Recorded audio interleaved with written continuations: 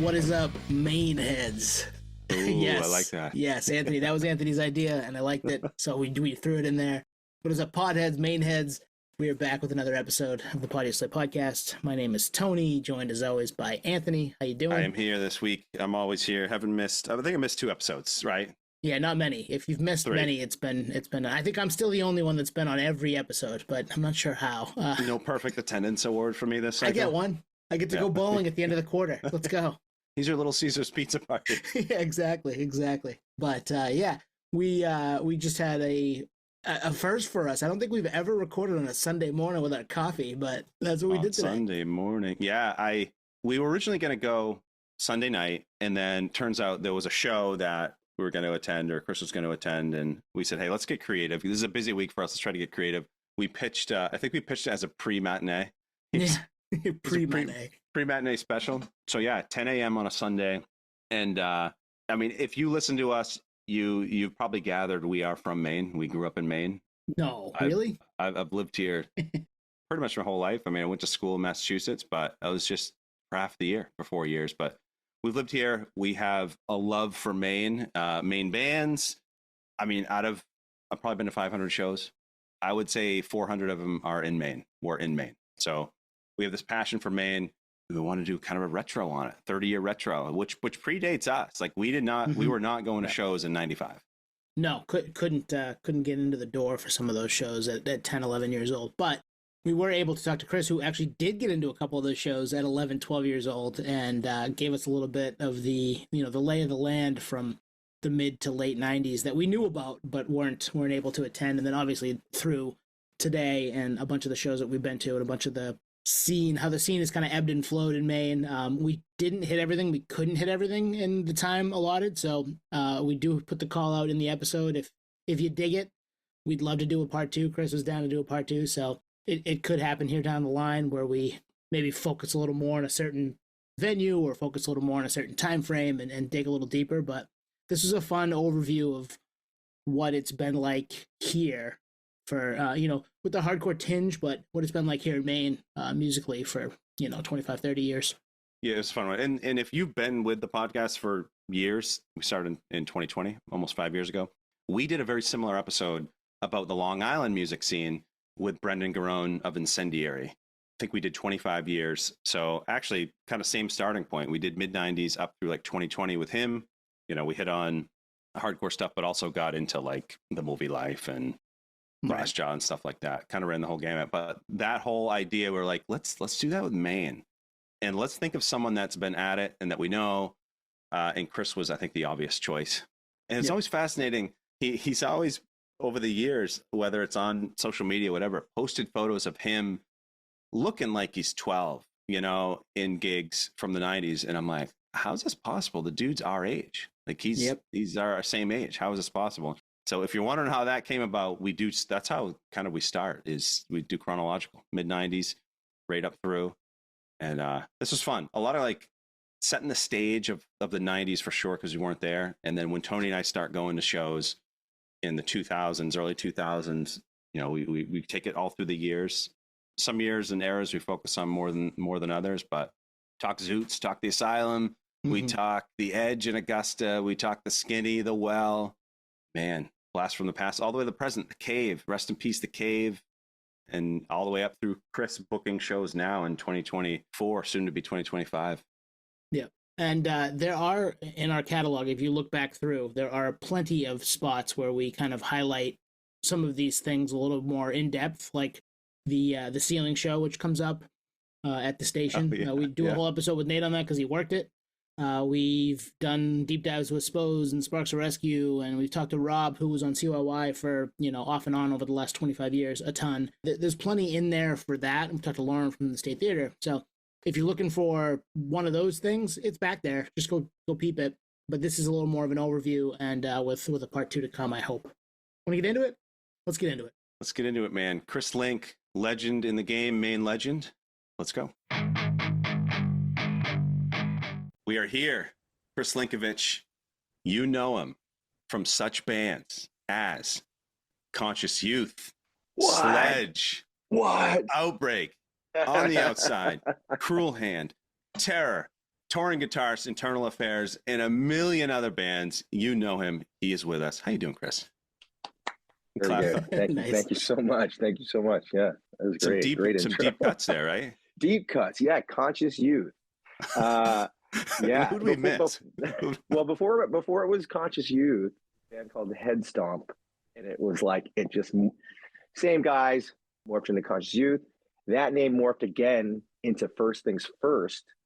We put out another demos for both bands, which First Things First became more defined, more focused, just straight up youth crew, straight edge band. And then we stopped doing that and we started a band called Remember Me.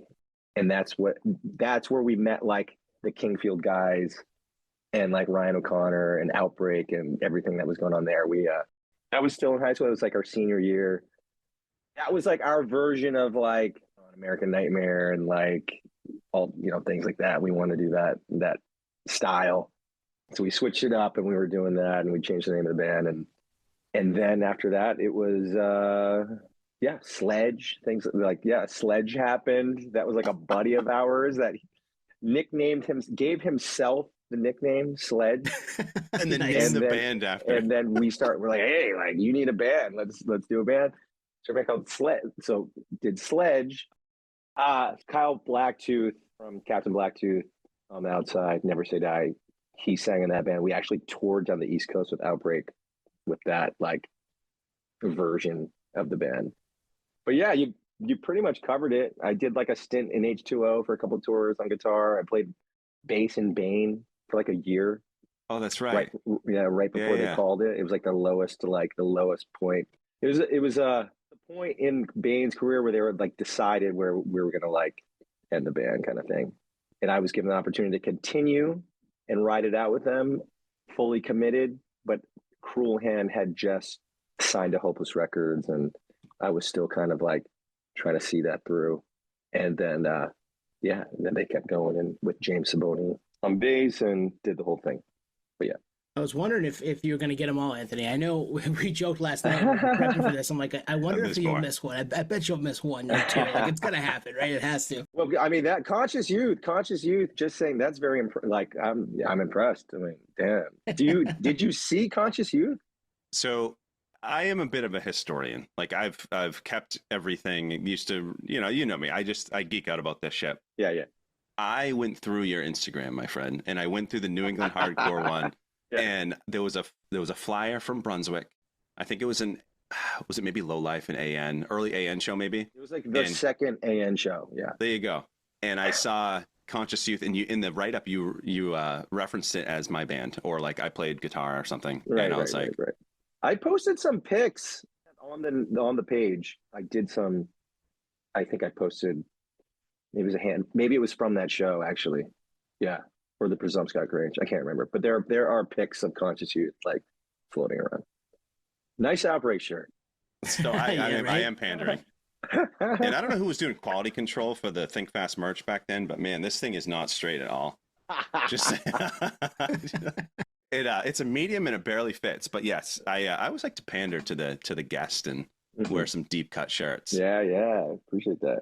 It was in storage. I was like, this smells like storage. I haven't worn it in probably 15 years, but oh my god, yeah, it is tight, unbelievable. But the takeaways that I just got was we missed some bands. So you've been in a shitload of bands, and this story starts late 90s, or at least in bands, probably late 90s. Yeah, but I know the whole you going to shows starts before then. So the premise of this episode is 30-year look back. Tony and I, we were talking beforehand. I'm 39, Tony's 40. I think you're the same age. But I know that you started going to live gigs like probably 5 years before us. So you have this 90s insight we don't have. And that's where we want to start, mid-90s. Yeah, I mean, I had no business being at these things as a sixth grader, as like 11, 12-year-old. Literal like, sixth grader. Yeah. It started like I had a buddy who lived up the road. We went to the same school. We were like first grade on together. And he had the cool parents who were just always down to like for him to have new cool experiences and get, bits of culture from here, there, wherever. And I was always around. So I would get invited to these things. And like, I don't think my dad like that very much, but I would tag along and I would get all kinds of things like just introduced to me. And one of those things was going to concerts early on and going to shows. And our first concert together was Bush at the Civic Center. Oh, I remember that Nice, happening. nice. Who opened that? I want to say, I always thought it was Garbage, but I think it was another female fronted band. I think I can't remember. So, hold on one second. Where is it? So, I'm looking for the tour shirt. Oh wow, yeah. So you kept on to all this shit. They got the tour shirt that day. It was obviously too big for I think these, when you go on tour, you'd only have like, back then it was like XLs and probably, yeah. So I got the shirt, lost it along the way, missing for like 20 years or something.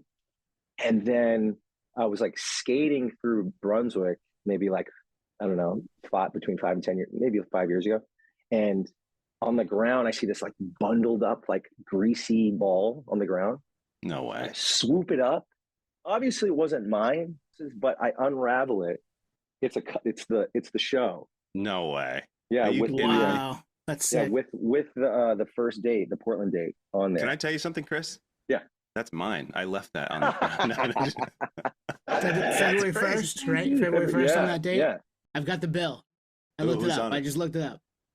Bush, Goo Goo Dolls, No Doubt. No. The massive bill. When you said female fronted, I was like, this is the No Doubt. This is peak No Doubt. I don't know. Is that real? Is that 96? That's what is that 96? Half-ass internet research right there, yes. That's Civic Center. Yeah. That's the Civic Center. I would remember No Doubt. I feel like I would too, but yeah, especially around that time. They were massive. Tragic Kingdom era? Or was that pre-Tragic Kingdom? That was post. Wow. So yeah, that's crazy. I couldn't believe it. I found the shirt. I was like, oh my God, I rock it. It's great. So that was the first show. What got us the ticket at Bull Moose in Brunswick, which was always like to have a Bull Moose right in Brunswick, like 5 minutes down the road. I grew up in Topsom. It was amazing. You'd have these different characters working there. You'd sit through the vinyl and the tapes, and you could buy your tickets there, and you could, I felt so intimidated going in there. These people were so cool. It was insane. The best. Yeah. I bought the ticket. I think it was like $15 or something. But anyways, so now we're like full blown in this like music thing. We're going to school and we're wearing like our band shirts and like our chain wallets and like whatever, like our like cut off frayed like corduroys. And then my friend gets an invite somehow to a show, to a hardcore show. We didn't know what it was. We didn't know what a hardcore was or what we were getting into. So we go to this place. It's called Zootz, and we're wearing our like alternative clothing. Yeah, you were rocking that Bush shirt. Yes. Mm-hmm. Yep. Yes. So a few of us go. His dad would always go with us, and we realized right away this is a different thing. This is not the regular scheduled Completely programming that you used to. This is a different thing. People here, I think people were still like ripping butts inside, like There's a non-smoking smoking section. Yeah. And say I have that show. Like he gifted me. He didn't stick around too long with like as far as hardcore and tour. We had bands together, Conscious Youth, but he was off to bigger and better things. And left the music and the hardcore and that insanity to us. But he kind of, when he was phasing out of that, to me, like just a packet of like, he would keep like notes on all the shows we went to. He made like, he's got a whole list, like a listing of all the shows early on that we were going to, and flyers and all kinds of stuff. And he gave that to me. And according to that first show was Blood for Blood. Jesus. I mean, you're just sink or swim with that. And so Tony and I missed the 90s. Like my only music, like live stuff in the 90s was I saw the Rustic Overtones up at the Lobster Festival in Rockland with my parents. But we didn't go for them. We just, as a family thing. And there's this band jamming. I'm like, this is fucking awesome. And then CYY did the patio shows up at One City Center. And I saw Better Than Ezra. And Tony, you must have been there. We've talked about this. You had to have been there. No, I don't think I went to that. But that was the coolest shit. That one was during the day, and right then and there, I was like, this is fucking awesome. I mean, it wasn't a blood for blood gig, but it was live music. Yeah. And Yeah. I can There's a understand big being that barricade. young. There's a big barricade at those patio Yeah. shows. It's kind of to 15 feet high. But I've always been fascinated by the lore of Zootz. Like, I remember in study hall, and like, I was a freshman in 1999, and there were like senior girls, because it was a blended study hall. There were senior girls talking about going to Zootz, but for like dancing. So it was always, it was at all ages and not all ages, but these gigs were all ages, right? For all ages. It was like an all ages rave spot, I guess. And they had a stage, and there were always like a day for, you know, a couple days set aside during the month for hardcore shows and punk shows. And I guess if you were an outside promoter, you could rent the space. And that person was those shows at the time. For me, the person involved in renting the space was Ian McFarland from Blood for Blood, and he was involved with other local guys, and they would bring the bands up. This was before Blood for Blood. He was in a band called Polyglot. They also went to Mount Ararat, so they're all from my area. So as a little kid, I was seeing all this stuff happening just in the area. You know, I knew who was who. You know, you go to the Bull Moose, and oh, that's Jay. That's the singer from Polyglot. He was a Mount Ararat guy. These guys were all older than me. By the time I hit high school, they were long gone. Right on. Like Wes from AN, he was there, but he was when I was a freshman, he was already graduated like a year. But we would see these guys, and we would see their bands play, and we knew what they were up to and what was happening. We just wanted to be a part of it. So yeah, Zootz, yeah, it was just kind of like this lawless like place. And like what I've learned from the page is like, you know, these shows, like hardcore existed in Maine before the stuff at Zootz. So that's been really cool, like all new territory, and like seeing flyers and getting stories for all the like different venues, and like Integrity played Portland like in '94, and like just it's been a trip. But yeah, but also what sucks is I was so young, fuzzy kind of. You know, I remember being there and being smaller than everyone, getting slammed, like being on the edge of the pit and slammed in the wall. But I wasn't really too much, you know, I was a little kid, so it was kind of, I had a little nook that I would hide in, kind of. And you like, probably don't understand like true fear. That comes later. I mean, you're that young. It's like, I know I'm not supposed to be here, but it's like sneaking into an R-rated movie. Like, I know I'm not supposed to be here, but I'm here for the ride, you know? Yeah. For the ride, yeah. And looking back, I'm like, I had no what we were doing. There was no other 12-year-old kids there.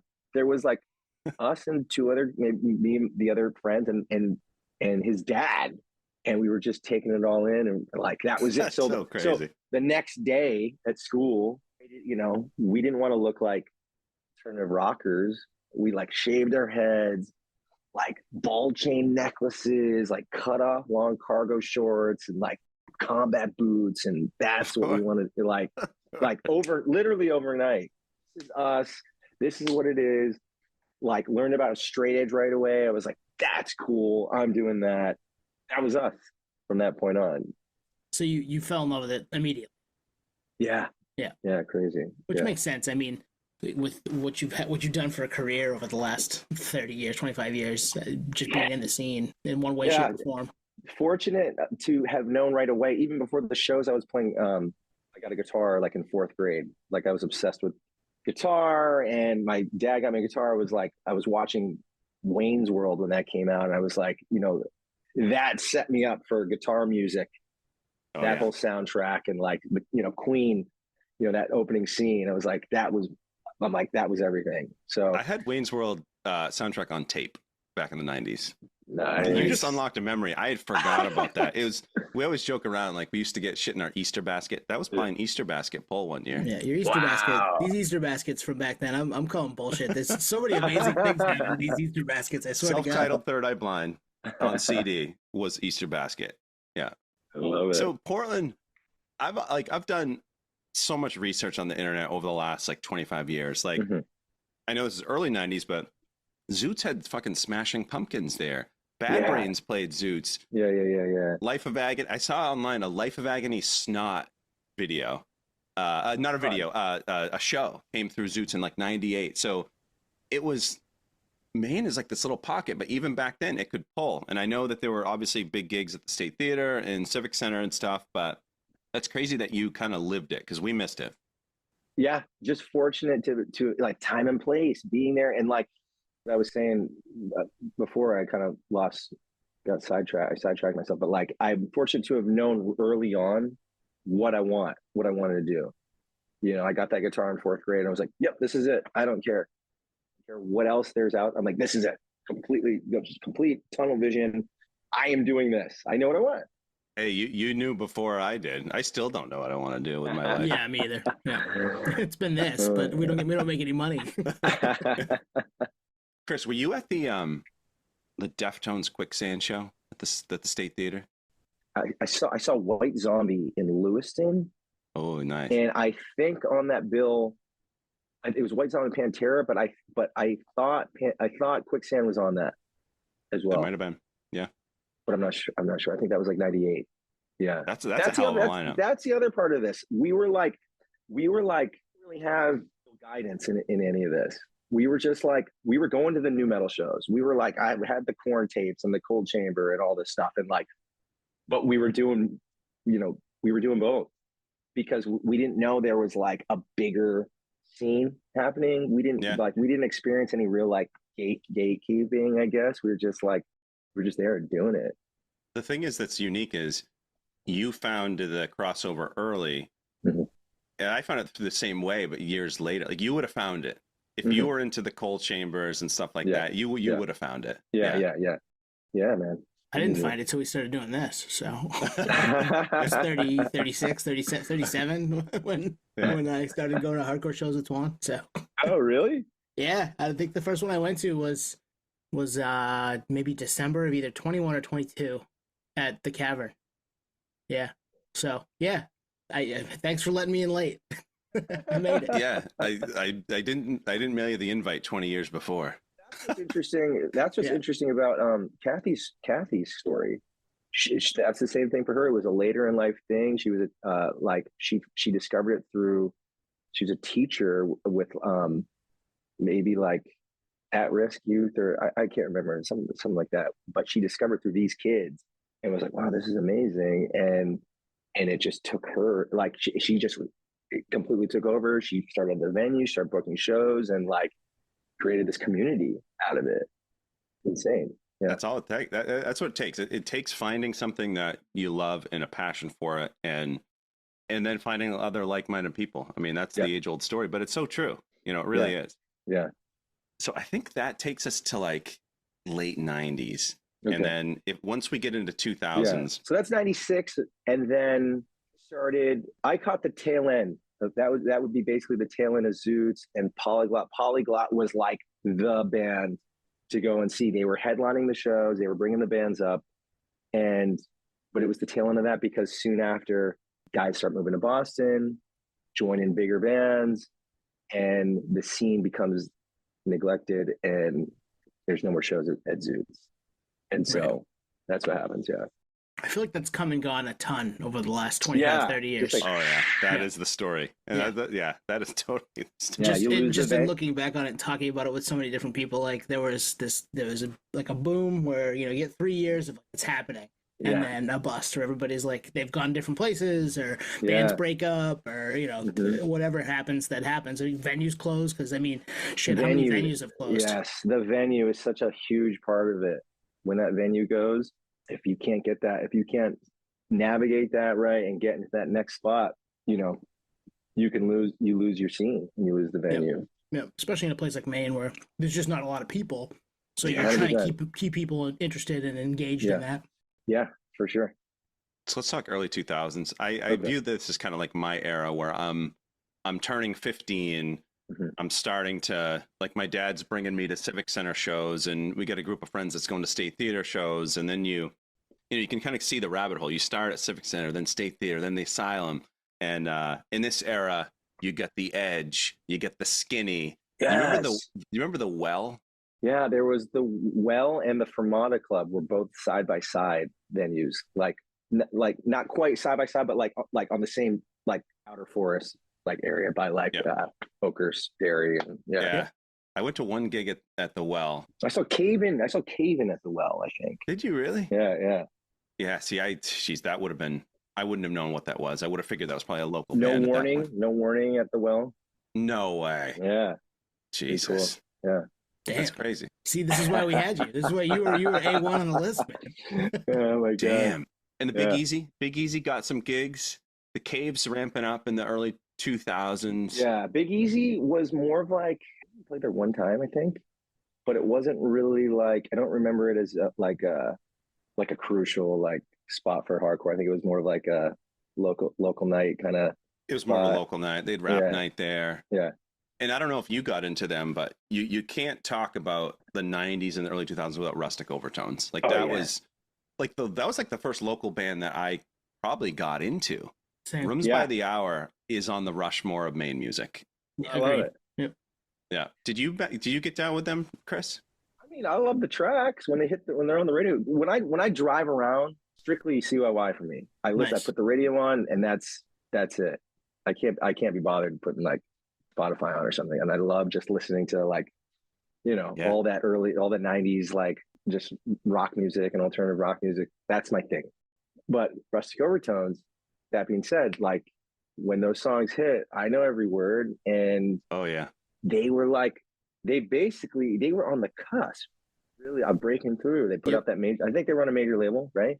Yeah, they got on One Tommy record. Boy, and then they got other rock acts. Yep. Yeah. And then like right there, and it just like, it didn't quite work out for them, but like they still have that legacy where they can do that, like that one show a year and sell the state theater out. And like, I think that's amazing to have that long lasting effect and to be that regional sensation where you could do that. You could do state theater like 3 nights in a row if you wanted and just crush. Yeah, they could crush back then. They did. Yeah. And then they got on MTV with the video for Come On. They got they did a song with Naughty by Nature. Like they wow. Yeah. they were right there, right? Which is when we're, I think at that time probably freshmen in high school or sophomores in high school. So we're like, holy shit, like a band from Maine's doing songs with Naughty by Nature. Like let's see these guys, blow up. But I didn't even realize I didn't know that. But I did know that like there was things happening and like they were kind of like the main band that was like going to really break through. Yeah, they were top. And then they had their like last farewell gig, which was like 3.5 hours long, and it wasn't their last gig. Is it ever anyone's last gig? Yes, spring of junior year, so 22 years ago, I think. And then you found it, Anthony, and I have it in digital form. The recording, the live recording. Yeah, I geek out about shit like that. But the State Theater was early 2000s State Theater was popping up. And the other venue that I think for me that it was a turning point venue was the Asylum. It was, you could see almost the biggest nu metal band there in the early 2000s. But then you could see Blood for Blood. I mean, you could see a lot of bands. Like I remember seeing Downset and like East Side. Remember those bands? Yeah. For sure. That whole kind of like rapcore thing that was happening. Like that was popping there. 2000.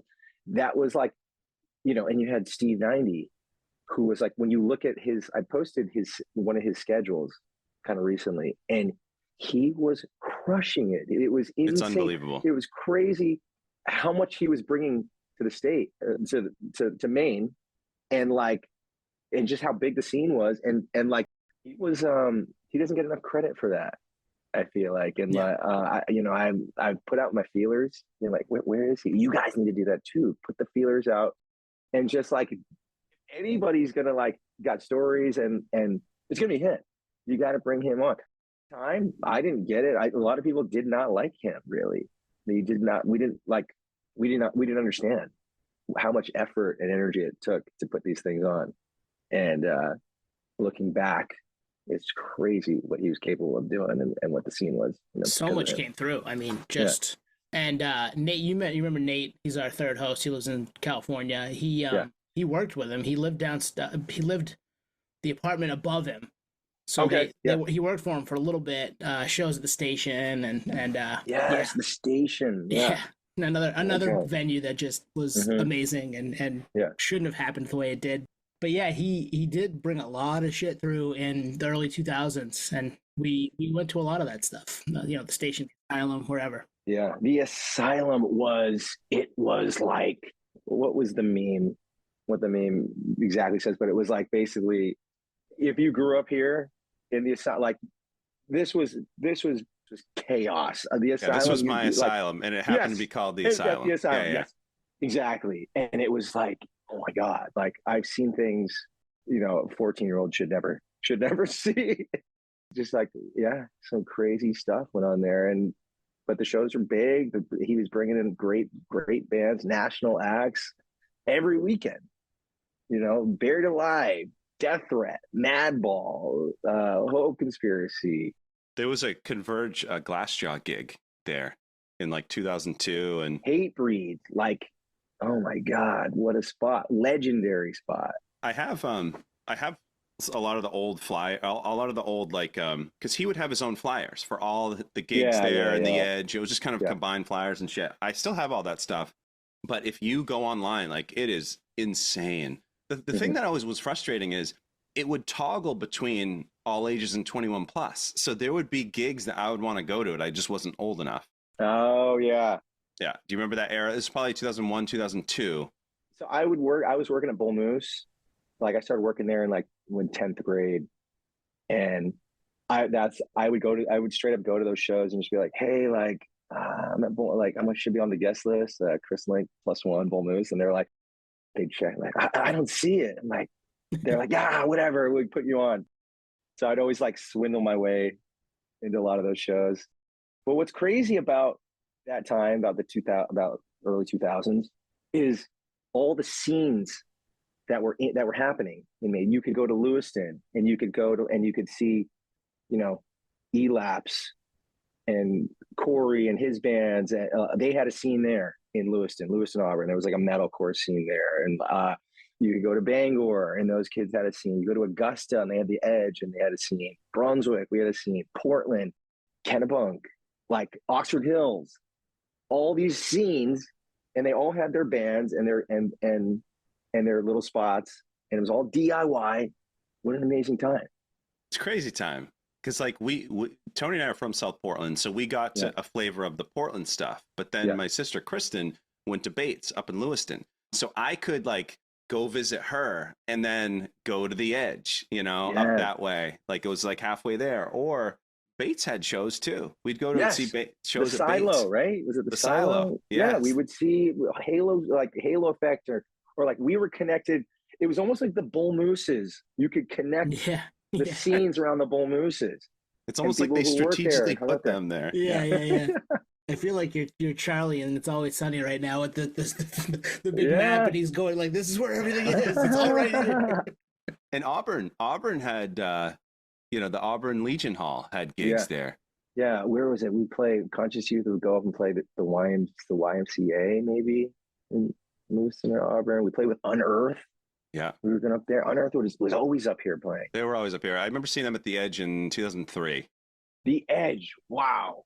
Yeah, let's talk the Edge. What a cool spot! Like, what a cool spot! I've been meaning to go up there and take a picture outside the Edge, just be like, to post and just give the Edge its flowers, like cool spot, like perfect for shows. What was it? It was like a youth center. It was a teen center. Yeah. Teen center. Okay. Do you remember their website? No. Downwiththeedge.com. I remember Downwiththeedge.com, baby. And then the State Theater was Live at the State. Yeah. Okay. Yeah. That's about all I remember from addresses back then. Well, I thought you were going to reel off all these websites, Twan. Well, actually, I told you I'd keep everything. I have an index card. I still have it. And it has a list of all the sites I used to go to. I90.com, Muscle City, whatever, Muscle City Productions. Yeah. Live at the State, Down with the Edge, all these. Couple local message boards used to visit. Like, I still have it. If I can find it, I will dig it up.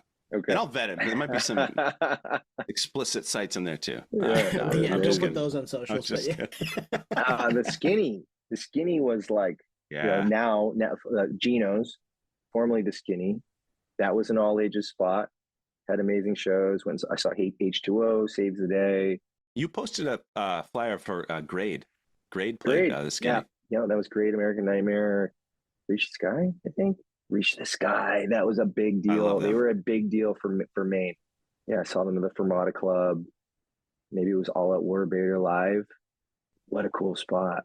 Cool. That's what it's about. It's about all ages. This is a youth subculture, and we need to figure that one out for sure. Yeah. So this is, again, this 2000 to 2005-ish range. We're all in and then finishing high school. You're playing in bands. What are you doing? Where are you playing? Where are some of the places that you're hitting up in Maine at this time?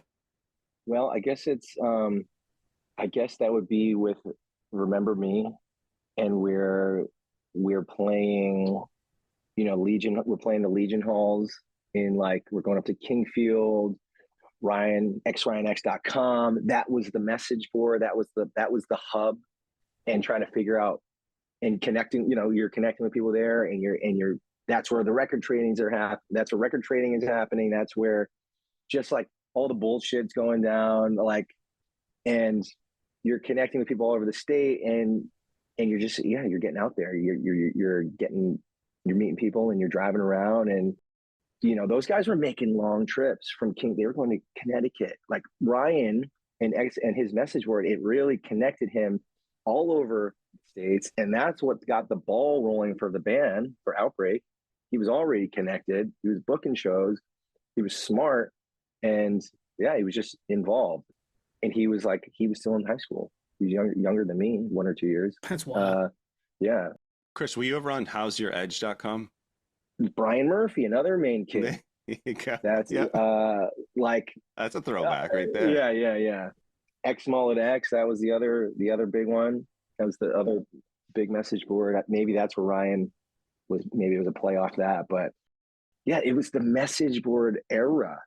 And it was just the start of it too, because people are starting to, like, early on we had dial-up, which was AOL, and it was just chat rooms. But then there was like a turning point from I think 2000, 2001, where you could create like a GeoCities website. Like I had one back in 99, 2000. Angel Fire, was that another one? Angel Fire. Yeah, and I just had photos of Chino of the Deftones just up there.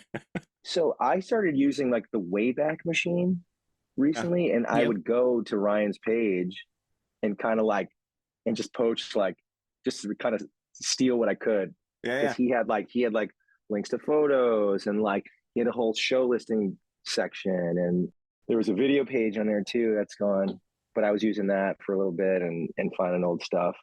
But also, Remember Me, we're now connecting. We're now in a band that's kind of we're just making connections with that band, and kids are taking us seriously, and they like the demo.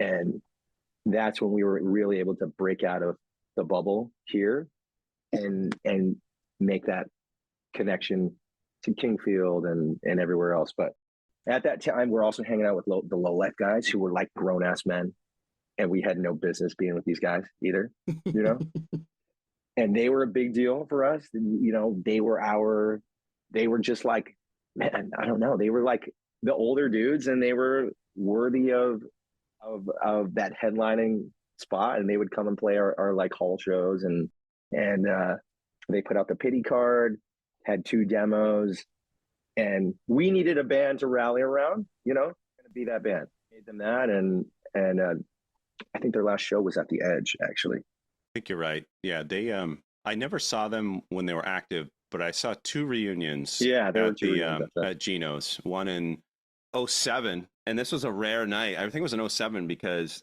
Lowlife did a reunion at Gino's. Yep. And then a bunch of us left to go to the Space because Ian Mackay had his band, The Evens. Oh, that's right. I remember that. Literally, the place cleared out. A bunch of us went. So 2 gigs in one night in Portland. Yeah. I don't think polarizing. Yeah. Right. Yeah.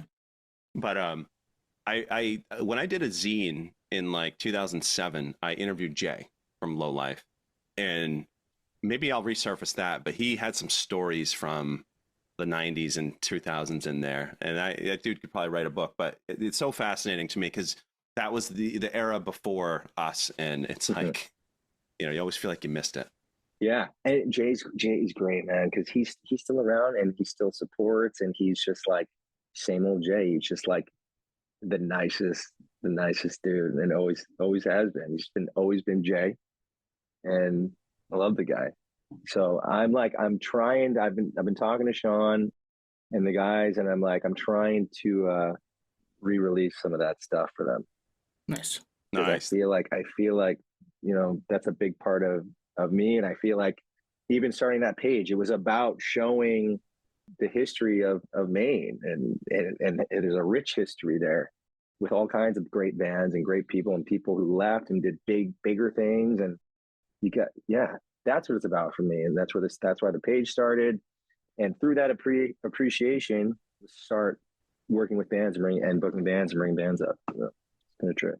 Well, it's definitely sparked an energy, and I kind of equate what's going on now to like the mid 2000s in Maine, where like early 2000s, I think I was too young to really be invested in it. Like I didn't have my own car, right, until I was in the early 2000s. But then you have a car, and then you're like, you can be part of it. And I associate what was popping in the mid 2000s with what's going on now. And honestly, it all starts with like someone taking an interest, right? Yeah. People willing to sniff out the venues, willing to, put their necks out there and book the places, because without a venue and someone willing to maestro it, it ain't happening. Right. Yeah, man. And that's kind of like with the American Nightmare show. That was like the first big one out of that. Maybe was that the first show that came out of that? Either way, I was, sniffing out the venues. I had nothing to show for it. And I wasn't getting like responses or replies, and these like, no one was introing me to anyone. I was kind of just cold calling, in these emails, and they didn't know who I was. I was trying to relay that like, hey, I know this show's going to do amazing. Like, is there interest from the venue? Like, how do we make this work? And out of that handful of emails, the space got back to me, and we went from there, and we connected all the dots and got everybody on the same page. And by the time that I did like, that's a big deal for me. Like American Nightmare was this huge band. That was my kind of like that. Yeah. The 2000, where it was kind of the second win for me in hardcore. Like, I'd started in 96. It kind of like set me up. The scene started to die. Then I started realizing there was something else, in the late 90s, there was Boston, and there was a whole thing happening there, and that was trickling up to Maine. And then boom, it's 2000, and it's full blown in Maine. American Nightmare's happening. We pride ourselves in them because, like, guys from went to your school, or like they were like booking shows in Maine, or we considered them like almost a Maine band. Yeah, we're claiming them. We're claiming it. Yeah, we're claiming. Yeah, they're ours. We adopted them. So huge to get that. And then when that, I got to do like from the page all this weird tease. I would tease it, and I was sitting on all these things and flyers and tapes, and that was so much fun to tease for like 2 weeks out before the on sale, and be like, and just putting this content out. We're getting people excited because it felt like this, like when they played, it was like, I wasn't there, I was on tour, but everybody was saying it was like a reunion. It felt like a reunion, like there was people from everywhere getting back. You had people you hadn't seen in like 20 years, all there. That show sold out in 45 minutes. It's like 3 minute tickets. Like crazy. 45 minutes, like boom, that was it. And like, man, like just to be a part of it, amazing. Like I couldn't be there, but I was there. I was there like I was there when they started.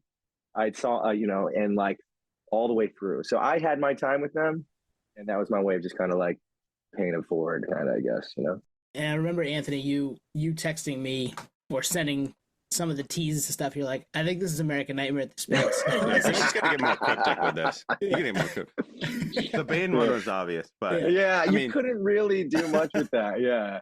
Like, you want to go to that? I was like, yeah, let's go. Yeah, I'm in now. Let's for a lot of people, it kind of connects with people in two ways, because there's a camp now that kind of recently got into it that never experienced it, and then it's you're tying at people that lived it, and it's like, hey, I haven't seen this band in Maine for so long, and like that early 2000s, I think there's a lot of bands that came through that you could pull that same thing with, that people would have that connection with. In Maine in general, there's a lot of just like old heads, waiting around for their band to come back. And like, true. We're still here. We're not going anywhere. So maybe that works more so here than anywhere else? I don't know. I think it does because we're at the corner of the world. I mean, we're of the U.S. and Yeah, yeah, people are starving for it. yeah. Yeah, it's a treat sometimes for us, right? Mhm. Because not everything comes through, and then when it does, like, oh man, it's coming through. Like, we got to make sure we're there. We got to clear our schedule, and whatever we got going on in the world that day has got to just kind of take a back seat because this stuff doesn't happen for us as frequently as Mhm. it does a Boston or a New York or a Yeah, Chicago.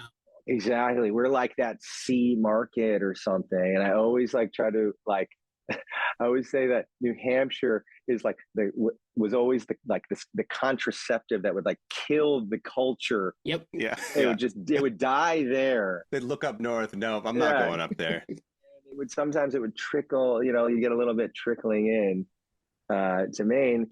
And when we lost those venues in Portland in the, I guess, like in the mid 2000s, I guess, bands, these national touring acts, they had to, if they were back then, Montreal and Quebec City and these areas were crucial tour spots. So there was a void without Portland. There was a void there. So that's where Kathy comes in, and that's where the Kave comes in. And now all these bands, like, they got to make they either got to come back down or they're coming through. And she had this amazing venue. It was a very like welcoming place. She would set up, food and pizza, and there's a place to sleep. If you're on tour, you could yeah, it was amazing to have that. And she had this community and this built-in community and scene that would like come and no matter what and support the bands and support her. And it kept things going, and it kept that machine kind of like that tour machine going. It did. Yeah, Yeah. it was a special place. I got up there probably 6 or 7 times. Mm-hmm. Saw Madball, Agnostic Front. Yeah. I saw there was like a Halloween bash with like Walls of Jericho and With Honor, and I saw Terror up there. I saw Terror with the Banner played. Like that place had no business doing what it did, Nice. And like you Especially said, where it was. Crazy. Yeah. yeah, I mean, I'd never been to Bucksport before that, and you like approach it and you're like, am I at the right place? And then you go in and like, this place is so sick.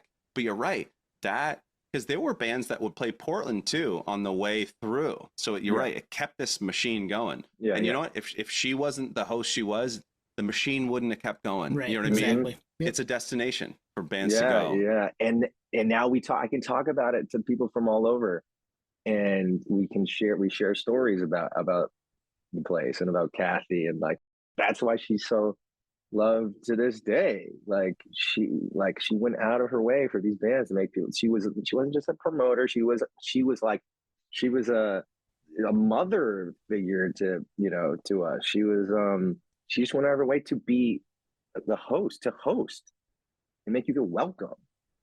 And I think I try to bring a little bit of that.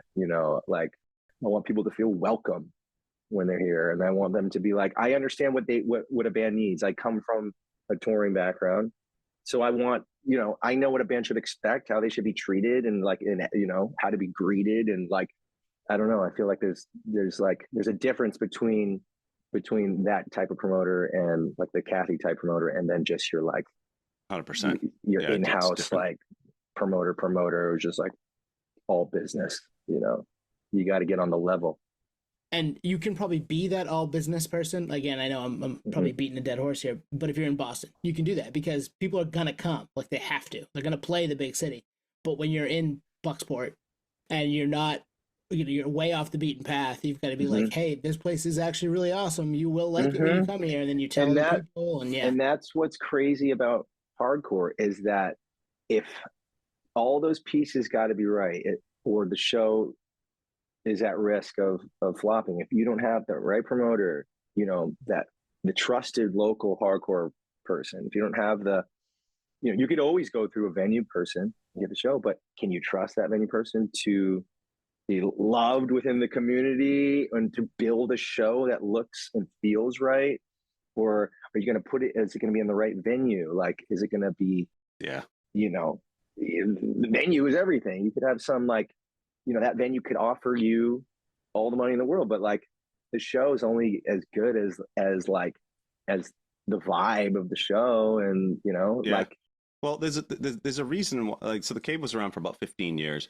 and they catered. I mean, let's face it, very niche music in the grand scheme of everything. Like niche, it had no business staying open. But that's why, kind of dialing back to the timeline here, that's why you saw in like the mid and early 2000s and continue these venues that came and went. Like you remember the industry. The industry, yes.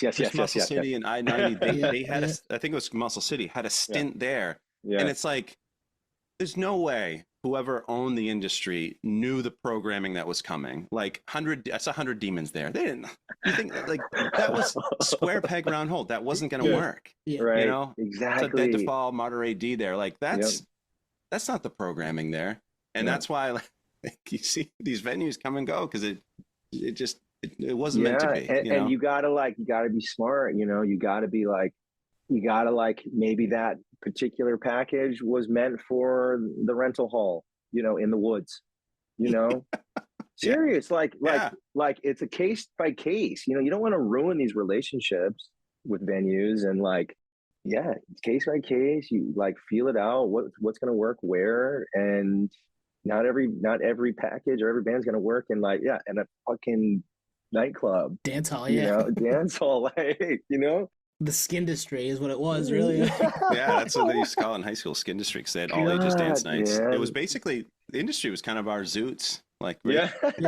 There was no stage, right? It was just like, there was like a step up, and there were mirrors either behind the bands or above. I think it might have been, and then they had the chain link fence around it. It was just, there were places to hide, which was good if you wanted to not get involved. Yeah, we had played there with the industry was on Wharf Street or the Cobblestone. Yeah, Have Heart gig. I think you guys played there. Yeah, like Down to Nothing, and I remember like a security guard was like, that's the other thing. You got fucking unruly security or like some meatheads who want to just like flex on these kids. And I remember like the vibe in that way, just like not being right, you know. You need to have everybody on board, especially for shows like that understand what's going to happen. And like it's worth having that security meeting or whatever, you know, with staff and with security. And be like, hey, this is what to expect. You know, this is how it's going to go down. We'll let you know if there's a problem. There won't be. The bands expect this kind of energy. They expect kids on stage. They want to jump off. They want to like get involved. Like, that's it. Please do not intervene until we absolutely need to. You know, this is supposed to happen. These are things that are supposed to happen, right? Yeah, you know, it's just about communication. You gotta get everybody on the same page, the venue up to speed, and luckily now hardcore is like bigger than it's ever been, and people kind of have an idea of what's going on, what to expect. So there's cameras now, and there's YouTube and Hey 5 6, and people know what the programming is, and which there wasn't back then. And you know, some of those videos surface, but you've taken a few of those videos, Anthony. Yeah, I got them up there, and I get some deep cuts I haven't released yet. Maybe those will see the light of the day. So I'll just take inventory here, and we'll keep this moving. Okay. Outbreak forms probably biggest band in hardcore, right? You got on the Maine front, you got Rustic Overtones Breakup, which if you're not from Maine, you probably don't know where I'm coming from, but they could be the biggest band ever to come out of Maine. You get that going on. You get venues kind of coming and going. You get local promoters trying to get their foothold. I remember seeing Outbreak in Wake Up Call, and I think I maybe saw the end of Never Say Die, maybe like that. So that's going on. Then you start to get into like, I don't know, I call it kind of like a lull in Maine music from like mid 2000s to really 2015, maybe. Like that decade is kind of a gray spot. One, I didn't live in the state for a few of those years, lived in Massachusetts. So I was going to stuff down there. But I don't know. Were you around, Chris or Tony? Were you guys around? I know the station popped off in that era. Like we had that going. There were things happening there. But I think what it comes down to is locally, you know, was there someone really putting the effort in? I don't know. Like, you know, not really. I mean, I don't think so. Jake for from that New scene. England Booking did like the Deering Grange stuff every now and then. Right. So there was things, but there wasn't like, I was on tour. We were on tour. Ryan was on. Ryan O'Connor, who was, you know, he was a big part of that. He could no longer wear that hat. He's on the road now. He's on tour. Yeah. And so then you start to, that becomes neglected, and yeah, things start kind of falling off. Cruel Hand starts in 2006. Same thing. We just want to be on the road and gone. We don't know what's going on in Maine. We just want to get out of here and just be on tour forever. I feel that. Yeah. It was And a good like, time for that too. Actually, it really wasn't a ton going on there. yeah. And like you said, like, yeah, Jake City, and they're doing their part. They're doing their best, but they're also kind of all over the board with it. They're not really like Yeah. nurturing the hardcore scene. It was kind of like whatever's happening, like, and yeah, more power to them. Like, they were building, they had a different vision, maybe. Yeah, it was more like Alexis on Fire at the station, and Right. You national know, stuff. You get national stuff come through. Price, they booked Price, you know, all these bands and stuff. It was just a different shift. But if you look back, it's like a lot of those bands that came through, you could not see them at that capacity now. They're like never headlining When We Were Young, and you know what I mean? Like, Yeah. it's wild. That era it was special in a way, but in a different way. Yeah, for sure. There was a different thing happening. There was the Wyndham Vet Center was happening, I think. Oh, yeah. The Wyndham Fight Club, as they call it, or Wyndham Fight Hall, or It was Fight. behind the shopping plaza there. Yes. Yeah, I went there a bunch. Yeah, there was a thing happening, and those guys, they were doing their best in there. They were bringing band. They built a stage for that spot, and they would come and install it, and yeah, Rocky. Yeah, he was like full on, like that was his spot, and for a while, and doing the best he could there. But yeah, I think the scene was changing. Yeah, I think it was more focused on like metal, like the metal stuff maybe, Yeah. and like, you know, it's like and a lot of that came through, and a lot of that hit the station, and a lot of that hit.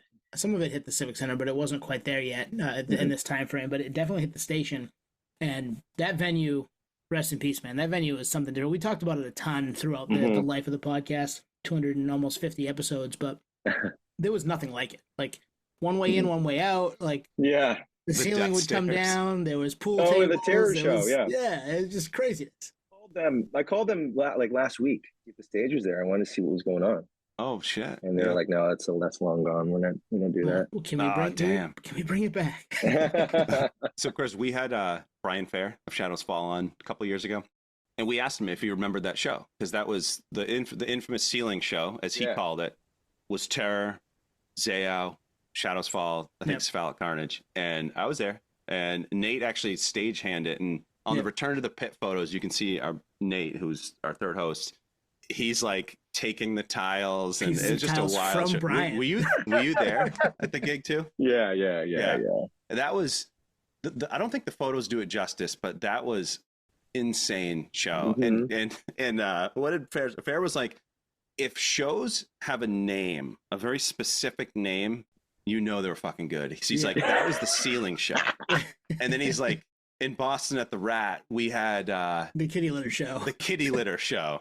Some idiot, like, there was like a leaky pipe, and someone wanted to like maintain the water on the ground, so they put kitty litter, and when you do that, it was like a cloud of smoke, and it was like nasty. A fucking mess. But anyway, I'm sure you got like the shows, like, but that was the ceiling show.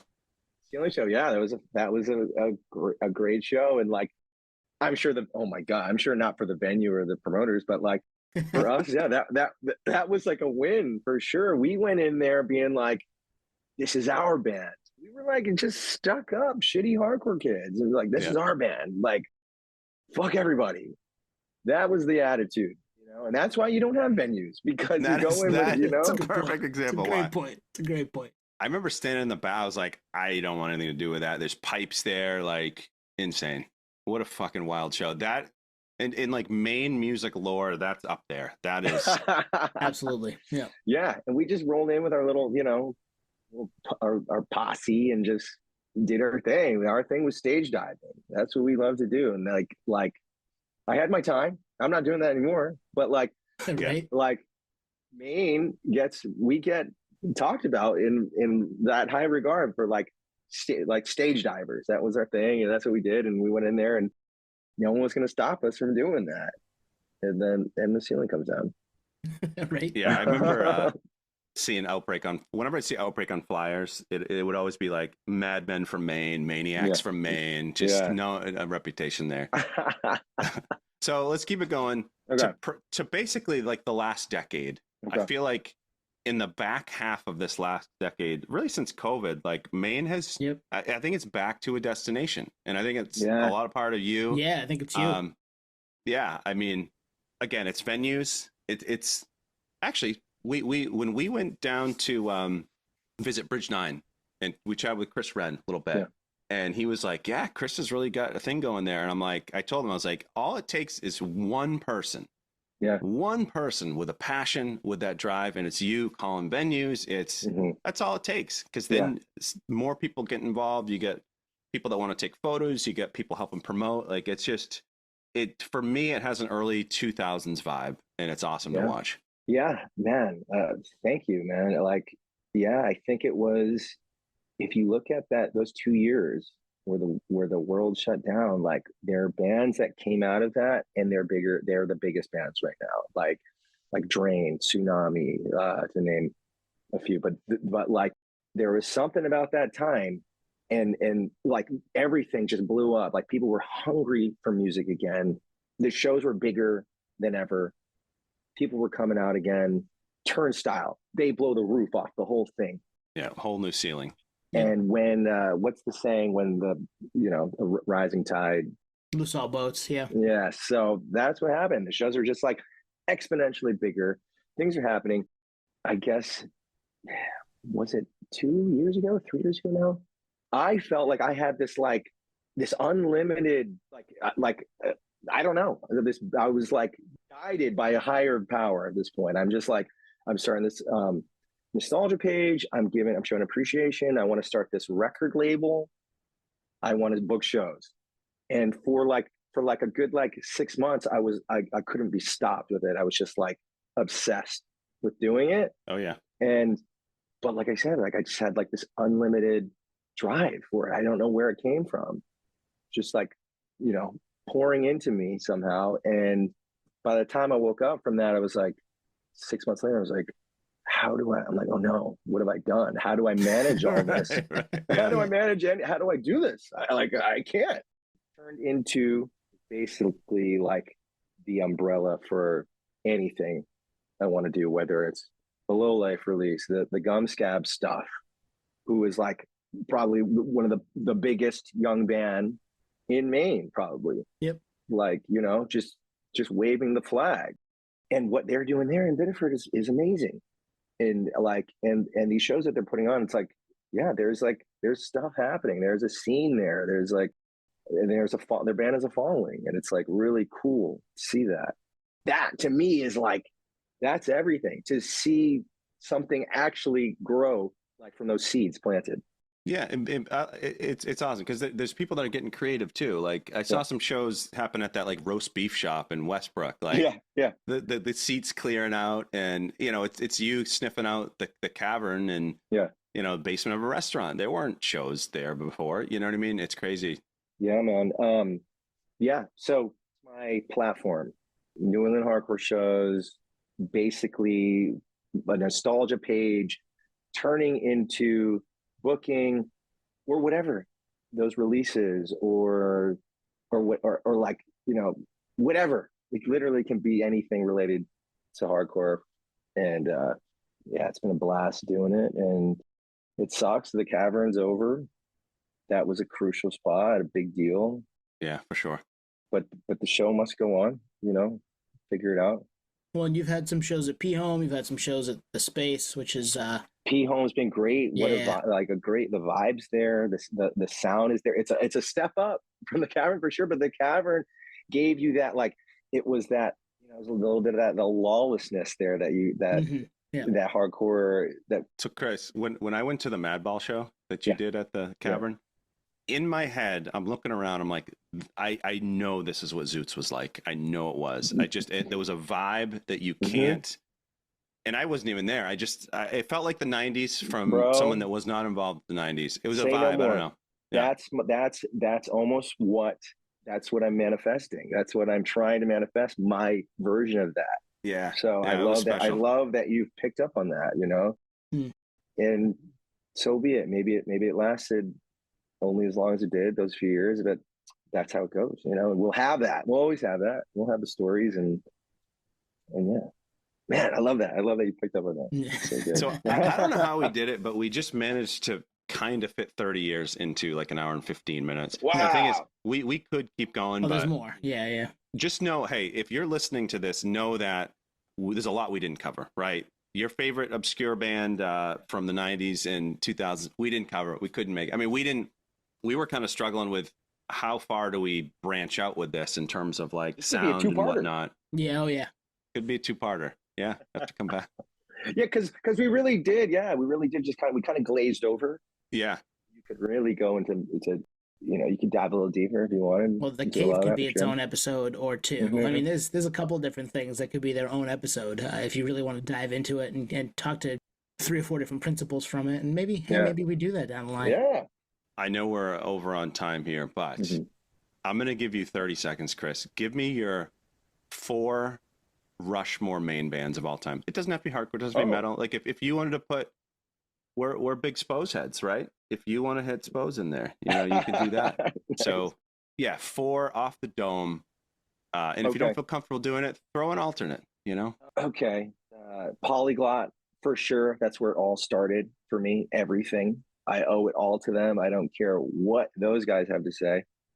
That's how I feel about it. So did they put anything out besides that Fall from Grace split? There was a CD EP that Bull Moose put out. Oh, yeah. Okay. Yeah. And I don't know, it's not traditional hardcore. They'll say the same thing. I don't know, they feel a particular way about it. But to me and so many other people, it's where we got our start and we love it and we love them for it. So I guess they're on there. They get they're on there. I don't know if they get for the first spot, but they get a spot. Maybe the first spot. Yeah, let's give Lowlife 100%. They've got to be number 2. Who else? Strung Along, which was the Crispo brothers and Dan Wickett and Dan Emery. They kind of had this they put out a demo, maybe 2, only a handful of shows. I want to say 2010s, kind of and it was a breath of fresh air at the time for what was happening in Maine. It was kind of it was Think I Care, heavier, but not like a metal band. It was like a hardcore band. Kind of like the Doldrums. Remember them? Were they in that same sound up there? Exactly. They're on there. Obscure for sure. And who else is you can say one of your own bands. Like it's like a chef that enjoys his own food, his own cooking. You can say your own band. No. I'm gonna give it to Laces Out from Oxford Hills. That is a Ace Ventura reference. It's a great band name. I love that. the demo tape was called Die Dan Die. Nice.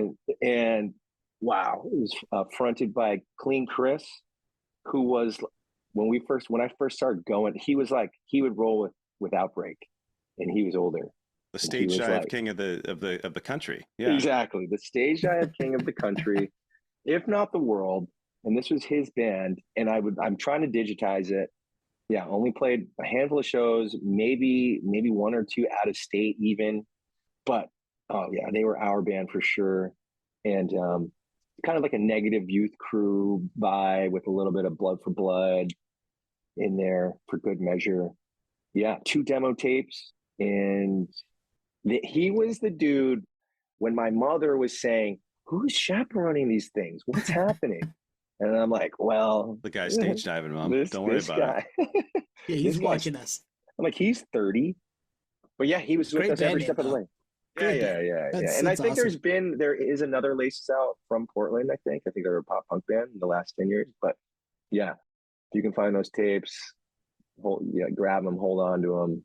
And I'm sitting on so much stuff, so much Maine stuff I have yet to post. I've got so many. I'm trying to digitize demo tapes. I'm trying to digitize VHS. So if anybody can lend a hand or is out there listening, wants to help out with that, let me know. And we'll have tagged all that in the show notes and tagged you in the social post. But where can they find you if they're just listening in the car right now? Oh, my personal Instagram is Chris Link, and then the show page is at New England Hardcore shows, which I'm thinking about changing because it's really a Maine focused page for me. Mm-hmm. It's about Maine nostalgia. It's shows happening. It's Maine stuff that I'm doing. Yeah. I think it wasn't it Maine shows first? It was first. It was, yeah. And then I got convinced, I won't say names, to change it. Well, yeah, that's go check those out. Go follow those if you don't already, and we will be obviously tagging all that stuff down there and tagging it on the socials if you find it there. So Yeah. So I'll leave it as we close out here. I'll leave it to the people that are listening. If you want another round of this, if Chris is down for it, we can do another round of this and Nice. kind of take it to a, because this was just, we scratched the surface and there's genres we didn't even hit. So if you're upset, again, that we didn't talk about Wake Up Call or Hazard or let's go. who Barium and Colpitts and those guys. Oh, if you're upset about that, maybe next time. Mm-hmm. when Chris isn't touring, which is, we got to find those tiny little windows, man. You're a busy dude. It's funny when we were like, yeah, we want to have Chris Link back on, and we're like, we go to the Terror Just check Instagram, and check I'm like, the oh, he's in dates. Europe. He's in Europe. Oh, Yeah, but nope, you know what? he's touring. I can. That's what's great about, there's a lot of downtime on the road. It's not as glamorous as people think. Like touring for me, it's like so much downtime. It's mind numbing. It's so much downtime. You're second guessing your life path. So anything to keep me busy.